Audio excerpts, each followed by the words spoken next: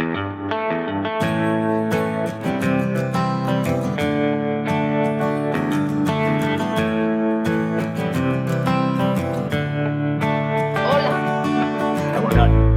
está. Estupendo. Pues nada, como estamos ya en tiempo, vamos a comenzar. Egunon a todos, bienvenidos a este webinar que va a tratar sobre la Ley de Sostenibilidad Energética de la Comunidad Autónoma Vasca.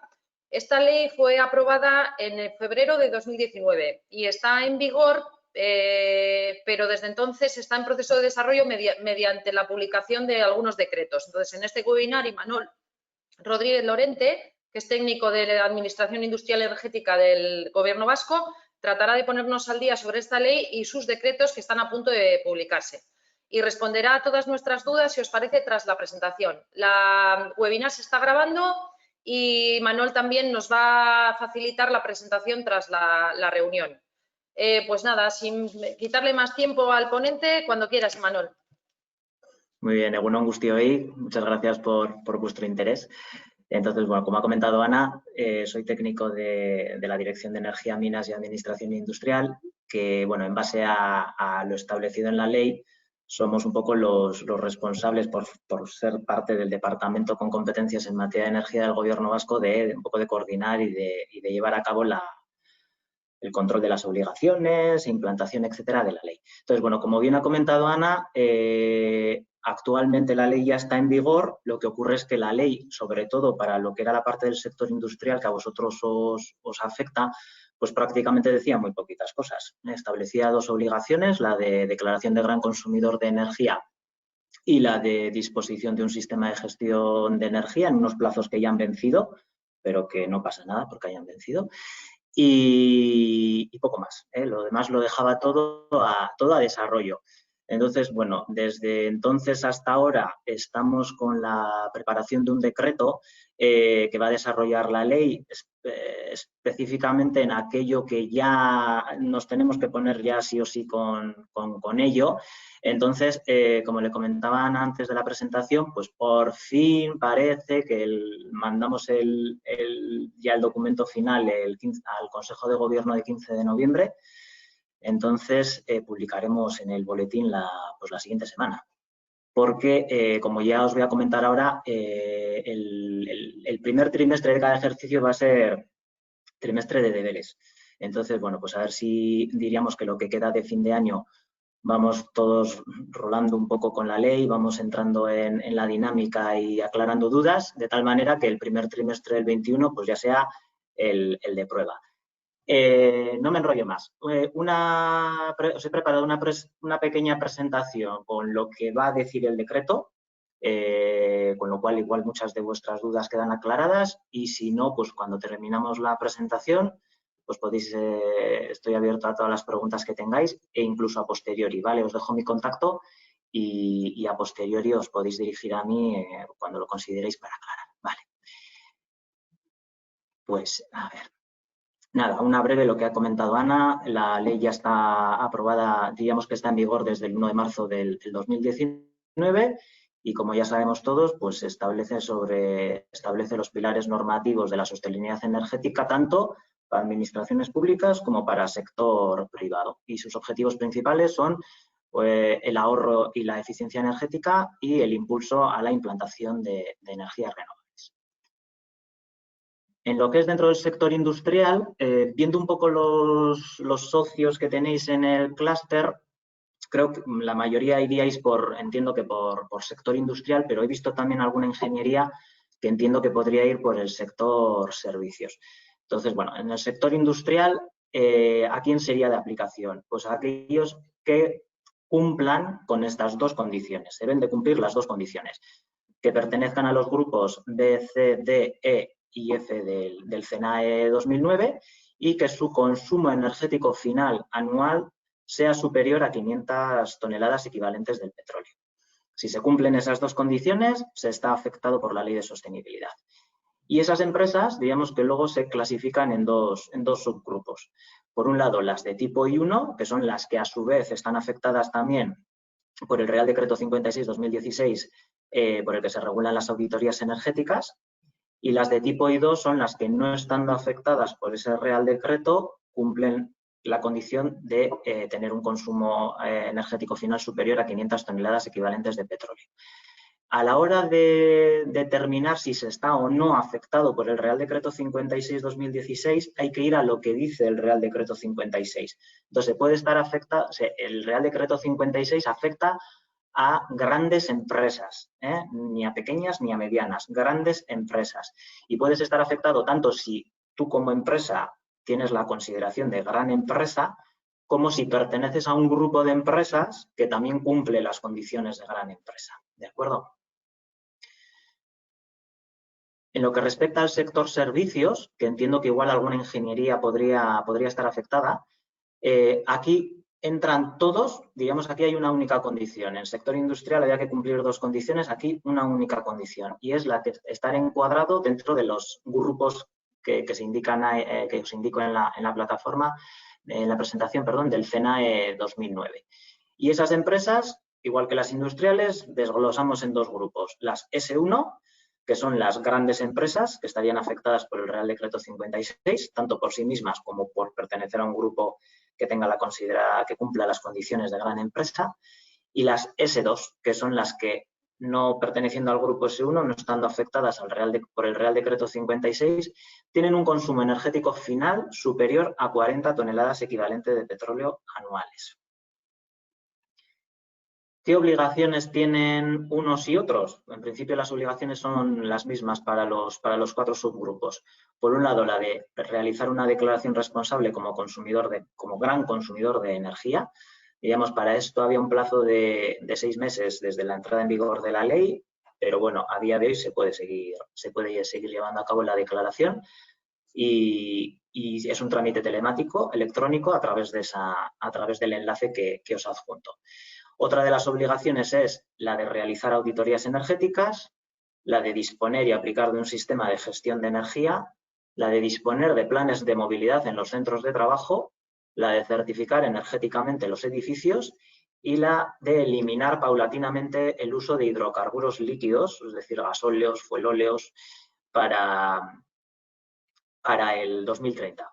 Hay que ir reduciendo paulatinamente su uso hasta el 2030, de tal manera que el 2030 en adelante ya prácticamente no se utilicen. Digo prácticamente, esto es un tema costoso, entendemos que es necesario regularlo, entonces ya en este ejercicio entraremos en desarrollar un nuevo decreto específico para el tema de la eliminación de los hidrocarburos líquidos, porque entendemos que, bueno, en ciertos casos puede ser complicado, entonces habrá que delimitar muy bien cuándo sí, cuándo no, qué posibilidades de excepción podría haber, etcétera, ¿no? Porque también depende mucho del suministro energético de la ubicación en la que te encuentres. Si no hay redes de gas, no hay posibilidad de colocar un depósito de propano, etcétera, pues bueno, tampoco de electrificar, pues resulta un poco complicado. Y sobre todo, pues se estaría pensando en excepcionar, o bueno, se está dando una vuelta a posibles servicios pues, de seguridad, como pueden ser sistemas de seguridad contra incendios o generadores eléctricos para caso de emergencia, etcétera. Pues bueno, pues igual se podría excepcionar por esos casos. Pero bueno, ya os digo, será objeto de un decreto específico y os iremos contando. Respecto a la comunicación periódica de consumos energéticos. Bueno, empiezo ya a contaros un poco aspectos que hemos desarrollado en el decreto con el fin de clarificar un poco las obligaciones que establece la ley. Entonces, una de ellas es la de comunicar periódicamente consumos energéticos. Entonces, anualmente, lo que os he comentado, durante el primer trimestre se deben de comunicar telemáticamente a la Dirección de Energía, Minas y Administración Industrial los consumos energéticos del año anterior, desglosados por fuente de energía. Entonces, tienen que ser los consumos energéticos globales correspondientes a edificios, instalaciones y parque móvil que estén ubicados en el territorio de la Comunidad Autónoma del País Vasco y que formen parte de las actividades industriales, comerciales y de prestación de servicios de las empresas. Debe realizarse una comunicación por CIF y siempre haciendo referencia al CENAE principal. o aquel que sea el de la actividad más representativa, porque sé que ya que en algunos casos soléis tener varios CENAEs, entonces por tema informático, por limitarlo, pues siempre el CENAE principal o la actividad más representativa. Otro de los aspectos es el tema de las auditorías energéticas. Entonces, tal y como establecemos en el decreto, las empresas tipo I1, I2 y S1 deberán de realizar una auditoría energética cada 4 años desde la fecha de la última auditoría energética, que cubra el 100% del total de la energía final del conjunto de sus edificios, instalaciones y parque móvil ubicados en la Comunidad Autónoma del País Vasco. Para las empresas tipo S2 se les da una periodicidad un poco más larga de 6 años. Y la primera auditoría debe realizarse en el plazo de 1 año desde la entrada en vigor del decreto, salvo que ya se disponga de una auditoría energética realizada en vigor y comunicada a la Dirección de Energía, Minas y Administración Industrial, pues por estar afectados por el Real Decreto 56. Entonces, aquellas empresas pertenecientes aquellas empresas o grupos que se encuentren afectados por el Real Decreto 56/2016 y que en aplicación del mismo no hubiesen auditado edificios o instalaciones y parque móvil ubicados en esta comunidad autónoma por el hecho de no entrar o no por formar parte de ese 15% que el Real Decreto 56/2016 permite dejar sin auditar, es decir, porque tengan instalaciones en el resto del Estado y con la auditoría de ese resto de instalaciones ya cumplen el 85% obligatorio, pues bueno, pues tendrán que auditar ese 15% pues en el plazo de 1 año de la entrada en vigor del decreto, porque en la Comunidad Autónoma Vasca obligatorio auditar el 100% de las instalaciones ubicadas en la misma. Y aquellas empresas y establecimientos que pasen a estar afectados por la Ley de Sostenibilidad y por el decreto, una vez que el decreto ya haya sido publicado, pues tendrán un plazo de 6 meses, o sea, deberán de someterse a esa primera auditoría en el primer semestre del año siguiente al de aquel en el que han cumplido las condiciones para estar afectados por la Ley de Sostenibilidad. O sea, que si en el 2019, por las condiciones que sean, ya pasas a estar afectado por la Ley de Sostenibilidad, pues en el primer semestre del 2020 es cuando ya deberíais de proceder a realizar las auditorías. Las auditorías deben ser realizadas conforme a las normas UNE 16.247, deben ser realizadas por un auditor cualificado conforme a lo establecido en el Real Decreto 56/2016 de 12 de febrero, y con auditor cualificado se entiende que también puede ser personal propio de la empresa, siempre y cuando pertenezca a algún servicio, alguna dirección, a algún grupo interno, digamos que sea horizontal para toda la empresa y no tenga relación directa con la instalación que audita. ¿De acuerdo? Y por último, la disposición y aplicación de un sistema de gestión energética o ambiental certificado por un organismo independiente conforme a normas tanto europeas como internacionales, es decir, ISO 50001 o ISO 14001, no exime de las obligaciones de comunicar. Conforme a lo que dice el Real Decreto 56, te exime de auditar, porque entiende que, sobre todo la ISO 50001, dentro de todo el proceso de mejora continua, estás en una auditoría continua, estableciendo objetivos, llevando a cabo medidas, no conformidades, etcétera. Entonces, no te obliga a auditar, pero en los plazos indicados hay que comunicar, ¿de acuerdo?, los datos derivados de esas auditorías energéticas. Sistemas de gestión energética. La ley establece que en el plazo de 1 año las empresas obligadas por la ley, o las que tienen la consideración de gran consumidor de energía, debían comunicar la disposición y aplicación de un sistema de gestión de energía. En ningún momento ni la ley ni el decreto de desarrollo va a obligar a que esté certificado, es decir, en ningún caso se está obligando a disponer de la ISO 50001 o la ISO 14001, ninguna ISO, ¿de acuerdo?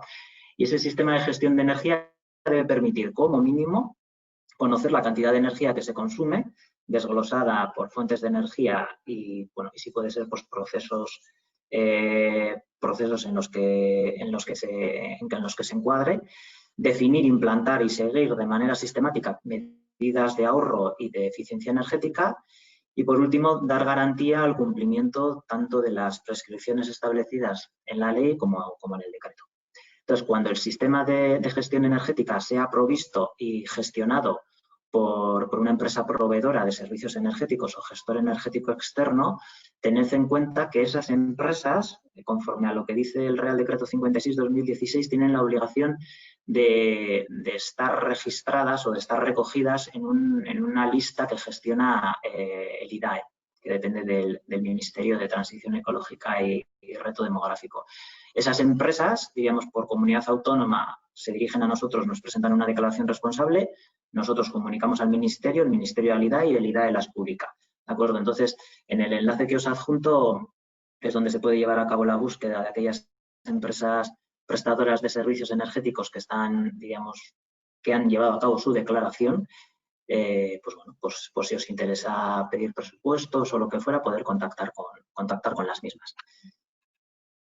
Planes de movilidad a los centros de trabajo. Pues están afectados aquellos centros de trabajo en los que al menos en uno de sus turnos se supere el número de 100 personas trabajadoras, incluyendo tanto las trabajadoras por contratación directa, como las personas autónomas, como las pertenecientes a subcontratas. Este plan de transporte debe estar aprobado en el plazo de 2 años desde la entrada en vigor del decreto y su objetivo principal es reducir el impacto de los desplazamientos a los centros de trabajo, sobre todo por vehículos particulares, ¿no? Y que los trabajadores también sean conocedores del abanico de posibilidades que tienen para poder acceder al centro de trabajo sin hacer uso de su vehículo privado. Para elaborar estos planes, tampoco hay que inventarnos nada. Ya existen guías técnicas que desarrollan cómo elaborar un plan de estas características y, por ejemplo, el IDAE, el Instituto para la Diversificación y Ahorro de la Energía, ya tiene una guía práctica para la elaboración e implantación de planes de transporte al centro de trabajo, pues donde sistemáticamente va definiendo necesidades, objetivos, posibilidades, etcétera, que puede seros de gran ayuda. Otra de las obligaciones de la ley y que ha causado cierta controversia es el tema de la certificación de la eficiencia energética de los edificios existentes. La ley, de una manera genérica, establecía la obligación de que todos los edificios de uso industrial deban de estar certificados desde el punto de vista de eficiencia energética. Esto a día de hoy no es posible porque a nivel estatal, diríamos que para dar cumplimiento a la Directiva de Eficiencia Energética que regula la certificación de eficiencia energética en los edificios, pues el Estado consideró la necesidad de que hubiese unos programas, unas herramientas informáticas aprobadas tanto por el Ministerio de Transición Energética como por el Ministerio de Fomento, herramientas validadas por ambos que fuesen las que se utilizasen para la certificación de la eficiencia energética de los edificios. Entonces, esas herramientas que están, digamos, validadas y realizadas conforme al Real Decreto 235/2013 que regula la certificación de edificios a nivel estatal, pues ya exime, diríamos, todos aquellos edificios destinados a talleres y procesos industriales, en el caso de uso industrial. Entonces, ninguna de esas herramientas está preparada para certificar la eficiencia energética de edificios industriales, o sea, solamente para edificios de vivienda y sector servicios, lo que sería terciario.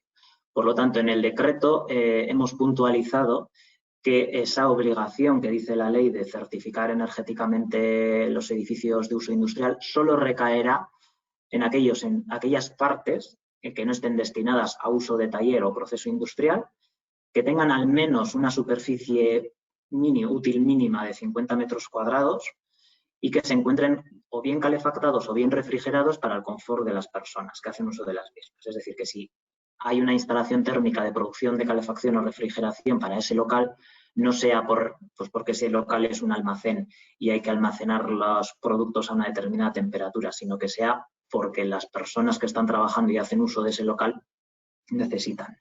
Entonces, bueno, pues principalmente se está pensando en oficinas, comedores, centros de control, etcétera. ¿De acuerdo? Entonces, los anteriores se da un plazo de 2 años para que se lleve a cabo la certificación de eficiencia energética de los mismos desde que entre en vigor el decreto. Y para los establecimientos del sector comercial y prestación de servicios se les da un plazo más de 3 años. O sea, un plazo más de 3 años no, se amplía el plazo a 3 años.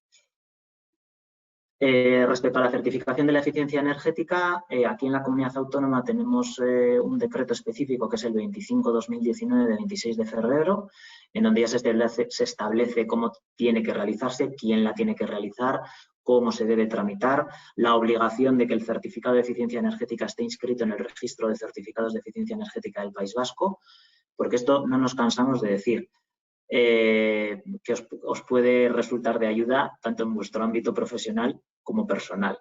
Certificado de eficiencia energética no inscrito en el registro no vale para nada, no tiene validez.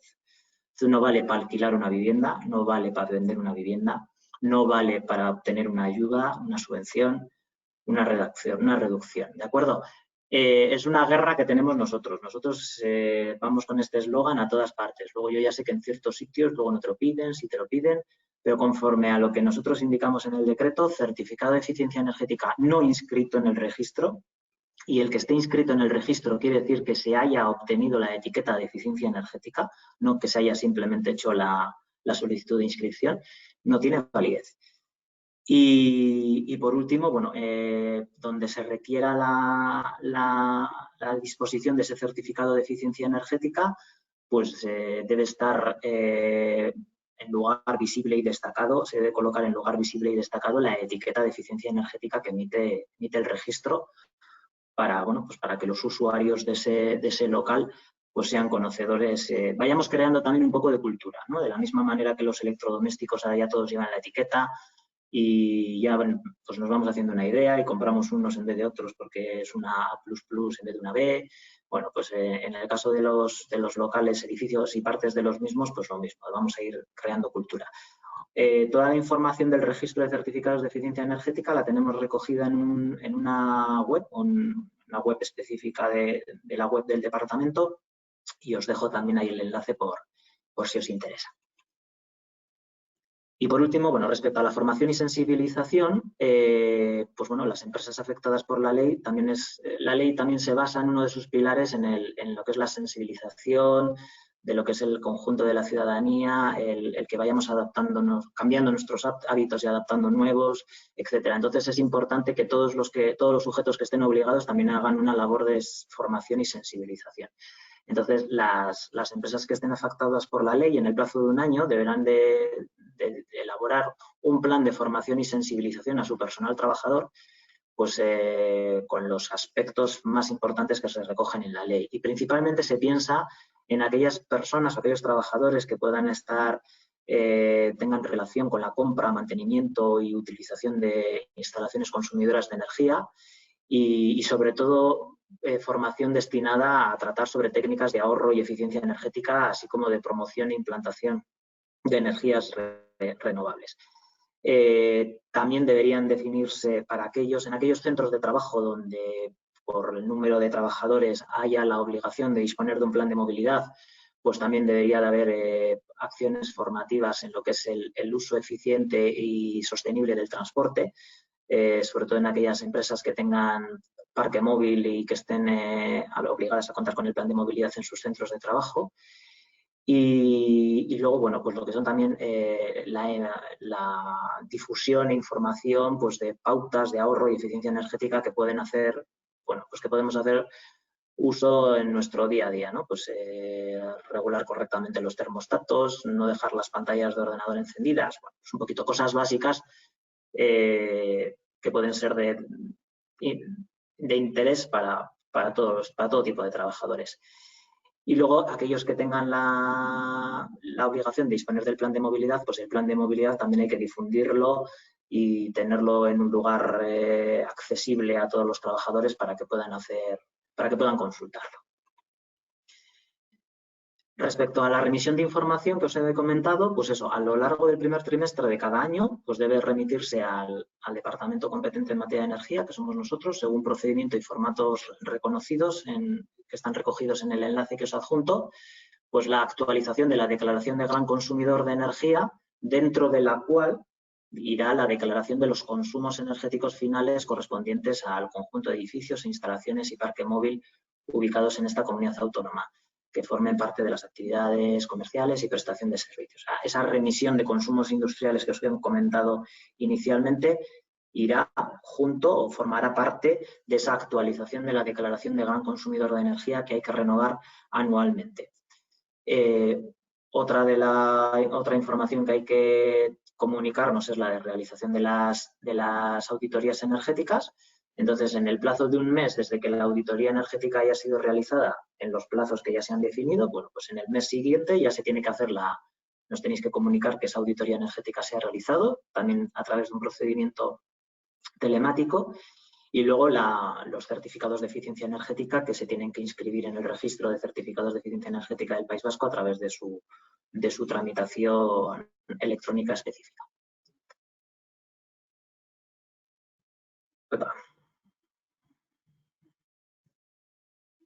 Que me he ido para adelante, perdón. Respecto a las etiquetas, simplemente puntualizar, este es se ve un poco pequeño, ya lo siento, el formato de etiqueta de eficiencia energética que emite el registro de certificados de eficiencia energética del País Vasco, una vez que el certificado ha quedado ya definitivamente inscrito, y esta es la etiqueta que se debe de poner en lugar destacado para que sea visible, ¿vale? No se pueden utilizar otros formatos, ni ponerlo de otra manera, ni con otros colores, ¿vale? Tiene que ser el documento oficial. Y por último, os quería comentar también las ayudas que a día de hoy disponemos tanto a nivel de departamento como del Ente Vasco de la Energía, porque todo no va a ser crear obligaciones, ¿no? También habrá que dar algún tipo de facilidades. Entonces, por si os pueden ser de interés. En estos momentos, el Ente Vasco de la Energía, además de las ayudas que ya gestiona, de implantación de geotermia, biomasa, etcétera, a día de hoy está gestionando el MOVES 2 2020 para adquisición de vehículos de energía alternativas, implantación de infraestructura de recargas de vehículo eléctrico e implantación de medidas de movilidad sostenible al trabajo, con lo cual, bueno, pues está abierto el plazo y está abierto a personas jurídicas, con lo cual podéis optar a ellas. En breve va a estar el PARER 2020, que está destinado a la mejora de la eficiencia energética de envolventes térmicas de edificios, mejora en la eficiencia energética de instalaciones térmicas y de iluminación, sustitución de energía convencional por energía solar térmica y sustitución de energía convencional por energía geotérmica. Entonces, este va a estar en breve. Digamos, a nivel estatal ya está publicado. Las comunidades autónomas ya deben de recoger en una orden las bases y abrir los plazos. Y en breve, antes de fin de año, ya estará abierto, ¿de acuerdo? Entonces, os dejo el enlace de los programas de ayuda del EVE, donde podéis consultar cómo van variando en el tiempo. Y luego, por último, una ayuda que esta sí que la gestionamos nosotros específicamente, que es el programa de ayudas para actuaciones de eficiencia energética de pymes, grandes empresas del sector industrial.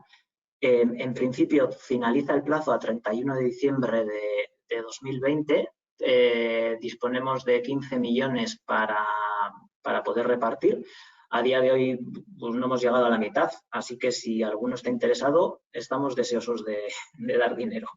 Entonces, lo que digo, están todavía abiertos y diríamos que se subvencionan dos actuaciones. La mejora de tecnología en equipos y procesos industriales que redunden en la mejora de la eficiencia energética y en la reducción de emisiones de CO2. Aquí, por ejemplo, un poco relacionado con el futuro PARER 2 2020, diríamos que también dentro de esta actuación número 1, también está, por ejemplo, la sustitución de luminarias por LED.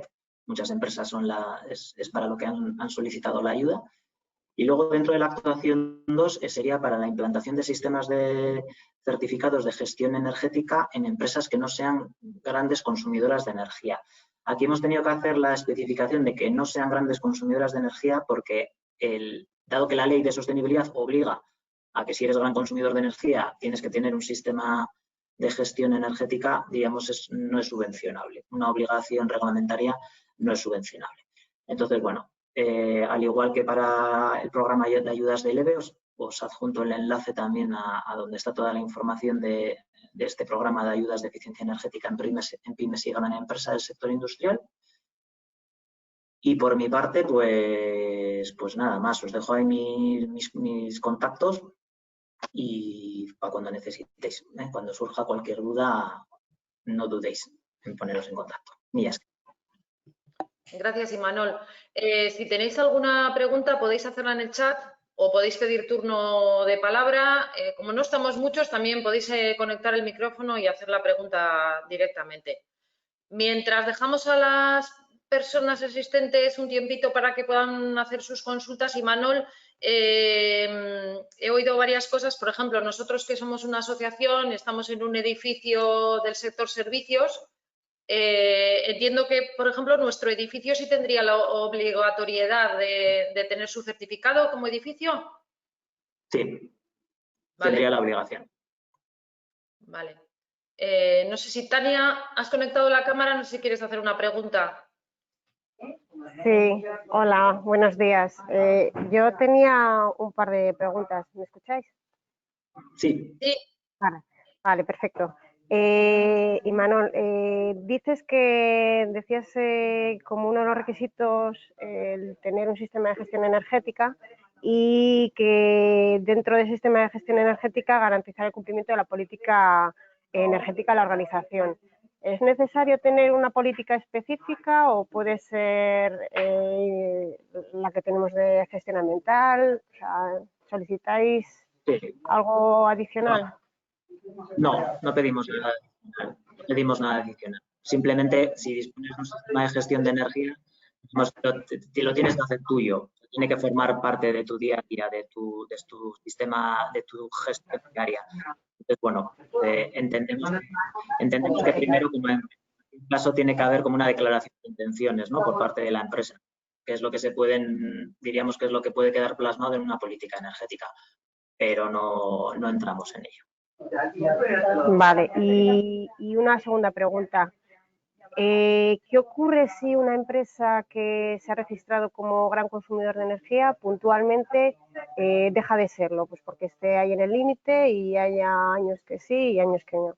Y al revés, una empresa que siempre está por debajo, pues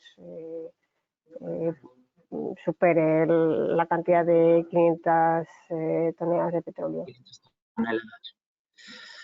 A ver, te podrías, diríamos, como que me subo y me bajo del carro cuantas veces considere. Lo que pasa que, digamos, por ejemplo, las obligaciones de auditar energéticamente o de disponer de los certificados, digamos, como se prolongan en el tiempo, digamos, no son obligaciones anuales, pues bueno, a ver, pasar no pasaría nada. Si se declara que ya no es gran consumidora, pues ya no lo es. Y si lo es, pues sí lo es. Lo que pasa que también ahí es necesario hacer también una labor de visualización a futuro, ¿no? De si este año he dejado de serlo porque me han ocurrido cosas puntuales que han hecho que este año no lo sea, pero que preveo que el año que viene, si sigo digamos, en un funcionamiento normal, voy a volver a serlo, o si ya es porque he reducido consumos de tal manera que sé que a corto o medio plazo ya no voy a estar afectado. Vale, o sea, la actualización de gran consumidor es si eres gran consumidor. Si un año puntual no eres, no habría necesidad de presentarlo. Hombre, yo ahí digo por garantía jurídica de todos, o sea, pues yo el año que dejo de serlo, ese año haría la declaración indicando que no lo soy. O sea, diríamos como la declaración de gran consumidor se basa en una aplicación informática donde tú vas metiendo unos datos y ella te genera la declaración y te dice el grupo al que perteneces. Pues si tú metes unos datos que diríamos que la aplicación en sus filtros no los tiene, te va a dar que no perteneces a ningún grupo. Entonces, sería la manera de cerrar esas declaraciones positivas que has hecho otro año con una que digo, oye, mira, yo aquí ya me doy de baja. Vale, de acuerdo, muchas gracias. Por evitar el que a nosotros nos salte y te hagamos un requerimiento de porque este año no, este año sí. Entonces, pues sencillez para todo. Muy bien. Gracias. Imanol, sobre todo dirigido a contestar a las pymes, por si tenemos, bueno, me imagino que ellas también se pueden dirigir a ti más adelante, pero una pyme que no está seguro de su consumo, lo primero que tendría que hacer es tener un sistema de gestión de medición o que haga lo primero su medición para estar seguro que tiene la obligatoriedad de cumplir la ley o no. Sí. Hombre, en principio, tal y como establece la ley, la monitorización y el contaje es fundamental. O sea, es uno de los principios en los que se basa la ley.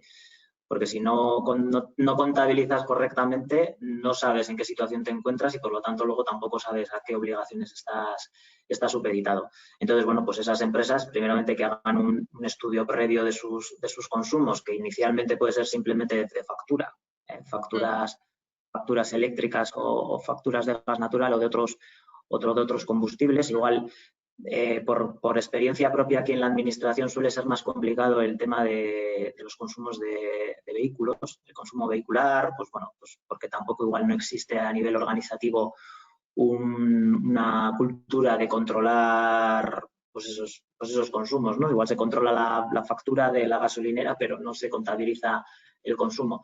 Ahí podría ser un problema, pero bueno, lo primordial, empezar por un estudio de consumos energéticos. Gracias. No sé si alguien tiene alguna pregunta más.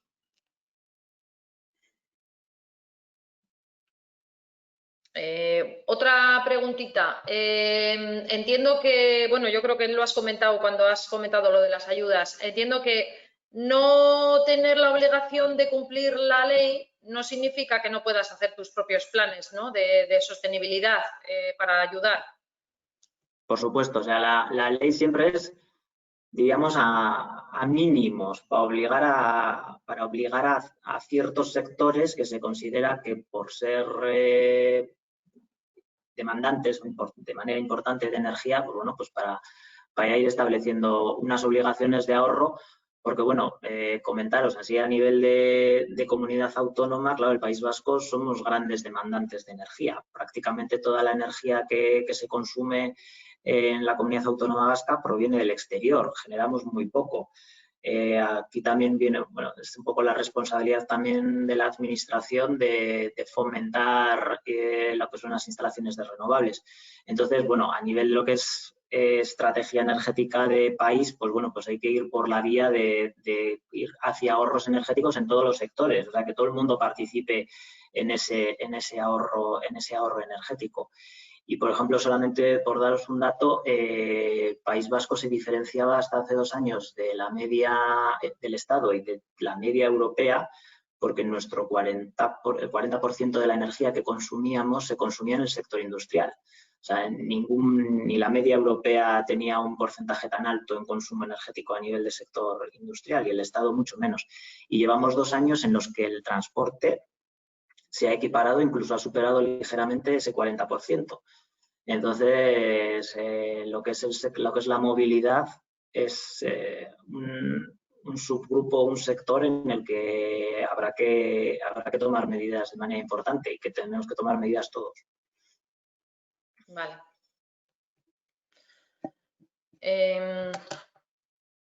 No sé si en el chat no veo ninguna pregunta. Martín, ¿tienes tú alguna pregunta que te estén haciendo a ti a través del chat? No, no me están haciendo ninguna pregunta. El Vale. llamamiento... Mira, Sí, hay Luis... es una pregunta. ¿Se va a tener en cuenta la cadena de valor y la cadena de suministro? ¿El uso de material reciclado tiene premio aunque haya extra gasto energético? Si no entendemos la pregunta, le decimos a Luis que nos la reformule. Pues en principio no se contempla. O sea, no es uno de los principios en los que está basado la ley. O sea, efectivamente, desde el punto de vista medioambiental o igual de reducción de la huella de carbono, etcétera, puede tener su cabida, pero desde el punto de vista de sostenibilidad energética no. Porque también es un poco lo que comentas. Puede incitar a un mayor consumo energético y aquí lo que estamos intentando es reducir consumos energéticos, fomentar el ahorro y la eficiencia. No sé. Nos hacen otra pregunta, Luis. ¿Hay que tener en cuenta el coste de transporte de la materia prima y del producto elaborado? El coste. Nosotros en ningún caso hablamos de costes. Siempre vamos a kilovatio hora. Sí. Consumo. Eso es. El consumo del transporte de la materia prima y del producto. El consumo energético. Sí, a la hora de a la hora de valorar, diríamos, el consumo energético de tu parque móvil, pero tampoco, claro, si diríamos que ese transporte te lo realiza otra empresa, diríamos que tú no te haces responsable de ese consumo energético, tú eres responsable del consumo energético de tu parque móvil, de aquel que sea de tu titularidad o el que tengas alquilado en renting o en leasing, o sea, del que hagas tu uso directamente. Entiendo que lo que nos quiere preguntar Luis es si nosotros necesitamos materia prima para elaborar un producto, el camión que entra con esa materia prima es responsabilidad de la empresa, de la otra empresa, no de nosotros. Vale, vale. Eso, ok. Eso es. Vale, gracias. Ok. No veo más preguntas. Ninguna por esta parte. Vale, pues si os parece lo dejamos aquí y Manuel nos pasa su contacto en la presentación y estará disponible para responder a todas vuestras cuestiones. Muchísimas gracias a todos los asistentes por vuestro interés y a Imanol por explicarnos también la ley. Y en cuanto se publique el decreto, pues lo haremos llegar a los socios para que estemos informados. Y lo mismo, Imanol, pues si nos lo tienes que explicar con más detalle, pues abusamos de... Aquí estamos. Vale, muy bien. Pues muy bien, Imanol. Muchísimas gracias por todo y gracias a todos. Venga, Qué ricas. Agur. Agur.